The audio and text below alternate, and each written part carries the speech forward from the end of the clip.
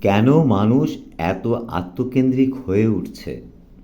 এর পেছনে কিছু সামাজিক, অর্থনৈতিক ও সাংস্কৃতিক কারণ রয়েছে। যেমন ব্যক্তিকেন্দ্রিক সংস্কৃতি। আধুনিক সমাজে আমি, আমার চাওয়া, আমার সাফল্য এই ভাবনার জোর বাড়ছে। ব্যক্তি যত বেশি নিজেকে কেন্দ্র করে চিন্তা করে, তত সে অন্যদের অনুভব, প্রয়োজন ও উপস্থিতিকে উপেক্ষা করতে শেখে। এর ফলে গড়ে ওঠে এক প্রজন্ম যারা সাফল্যের দৌড়ে ব্যস্ত কিন্তু সম্পর্ক গঠনে বা ধরে রাখায় একদম আগ্রহী নয়। আবার বলা যায় প্রতিযোগিতা ও কর্মজীবন নিয়ে অধিকাংশ মানুষের জীবনে এখন প্রতিযোগিতা চরম।